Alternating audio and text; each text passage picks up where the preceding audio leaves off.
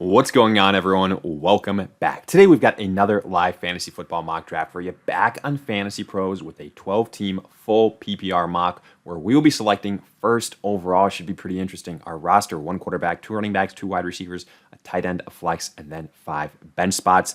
But that's pretty much it. So let's kick this thing off. And while we wait for it to load, a quick reminder, if you enjoy, hit that like button, subscribe, give us a follow on Twitter at AllDayPigsIn. Continue interacting with us there.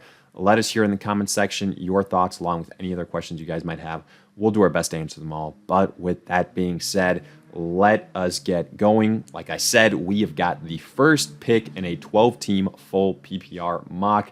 And, I think with the first pick overall in the first round, it's pretty simple, right? You're going to go Christian McCaffrey. But the question is, what are you going to do in the rounds afterwards? So let's right now go with McCaffrey, and then the more interesting part, see the draft board in the second and third round. So we're definitely going to break down the selections, see if any really, really good players fell, or if any really good players, there were reaches, anything like that. But right now, just quickly taking a look, after we went Christian McCaffrey, you saw CeeDee Lamb, Breece Hall, Tyreek Hill, Amon-Ra, Jamar Chase, Justin Jefferson. So immediately right out the gate, the first 3 picks, 2 running backs in there. I love to see that. I've continued to say it. If I had the second pick, if I had the third pick, I would be taking Breece and or Bijan. Speaking of Bijan, he goes to the 108, followed by Garrett Wilson, A.J. Brown, Puka Nacua at the 111, then Saquon Barkley and Jonathan Taylor to kick off the first pick in the second round. Then Jahmyr Gibbs with the 202. Mike Evans at the 203. I think that's way, way too soon for Mike Evans. In my personal opinion, I don't think he's the biggest PPR type of guy. I don't have the most faith in Baker Mayfield to duplicate the success. Another year older for Evans, touchdown dependent, et cetera, et cetera. Devontae Adams then at the 204. Like, if we're going to take risky wide receivers, I think I'd rather take a chance on Devontae Adams than Evans. Then Kyron Williams, Devon Achane, Marvin Harrison, Brendan Ayuk, Chris Olave, Travis Etienne, and Derrick Henry. So I think right now we're in a situation where, honestly, for me, this is really easy. At least one of my 2 picks, if not both. I know that one of my picks is going to be Drake London. Like, I need a number 1 wide receiver. I think he is the best available wide receiver left. Or, I really like the upside as far as that tier of wide receivers. If I wanted to go with another wide receiver here, I would probably be looking at 3 names: Pittman, Waddle, Cooper Kupp. But I really do want to select a running back here because, again, folks, we're going to have to wait essentially 20 plus picks until we can make another selection. And I do think the running back pool is going to dry up. Whereas with wide receivers, I think we might have, a Malik Neighbors or Amari Cooper potentially there for us, or at least a higher likelihood than one of these running backs, before Kenneth Walker still being on the board. So right now I'm looking at the names: Pacheco, Rachaad White, Alvin Kamara. They are the top 3 running backs, for me. I think that I've done plenty of drafts where I've gone with each one of them. If you see where Pacheco is ranked, he comes in at 37. Rachaad White, 40th overall. Alvin Kamara, 44th overall. So, Fantasy Pros is saying that some of the value on the wide receivers is better. Again, to me, I think it's easier to get better value on wide receivers in the later rounds. So that's why I'm going to go running back here. I'm going to go with let's go with Pacheco. Again, I like all these running backs. I like Rachaad White. I like Alvin Kamara. I even like James Cook. I'm not in a situation where, I am going to say one of them is going to be absolutely, no doubt about it, head and shoulders above the rest. I think they all have, good situations, positive things to look at, and not too many issues. So for that reason, let's go with Pacheco here. And then if one of those guys drops to us, then great. I wouldn't be opposed to selecting another running back in the 4th round. But as I predicted, that's not the case here. Let's pull up the board after we went Pacheco. Travis Kelce, Michael Pittman, Josh Allen, Jalen Hurts, Sam Laporta, Cooper Kupp, Patrick Mahomes. So all three of the top tier quarterbacks go here in the middle of the third round. Typically we see a little bit of a larger spread between the last tier one quarterback, typically Mahomes and Josh Allen. But I will say here we actually see Josh Allen going with the fourth pick in the third round. So it makes me feel a little bit better.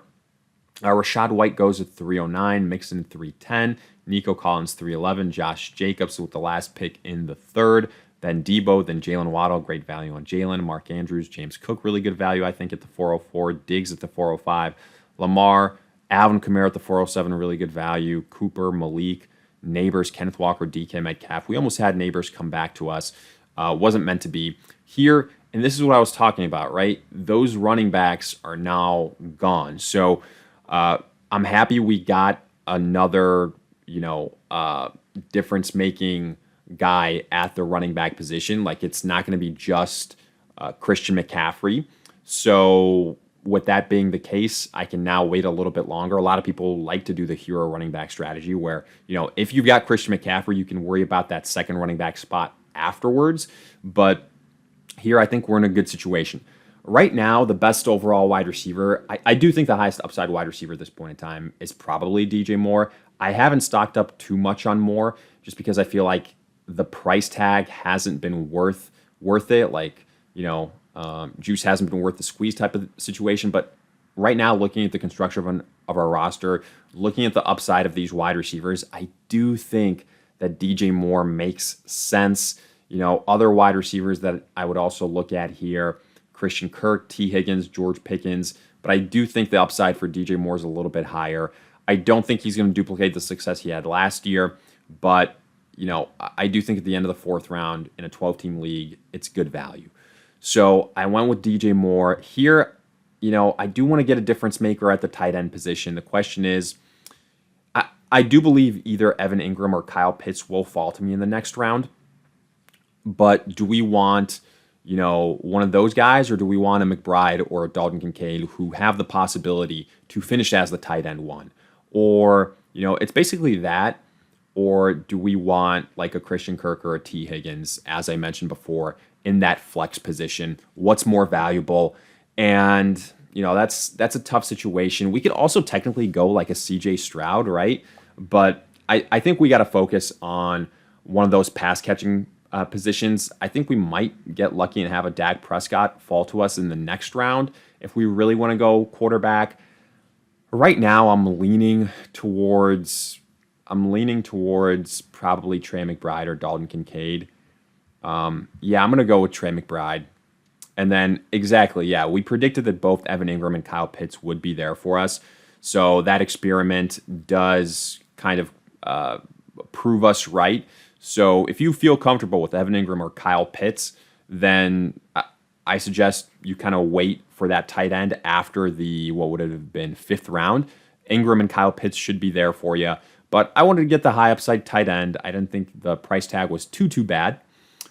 So right now, looking at the draft board, what we had to give up is those wide receivers, right? Devonta Smith, Terry McLaurin, then Aaron Jones, James Conner, CJ Stroud, Keenan Allen, Dalton Kincaid, George Pickens at the 509, Richardson, Dak, Zay Flowers, George Kittle, Spears, Christian Kirk goes to the 603, Joe Burrow at the 604, T. Higgins, there goes T. Higgins at the 605, Ramondre, Tank Dell, Zamir White, Devin Montgomery, Kyler Murray, and DeAndre Swift. So, by the way, we also do still have, we don't have Dak Prescott available anymore. He went at the 511. So, I'm perfectly fine waiting on quarterbacks.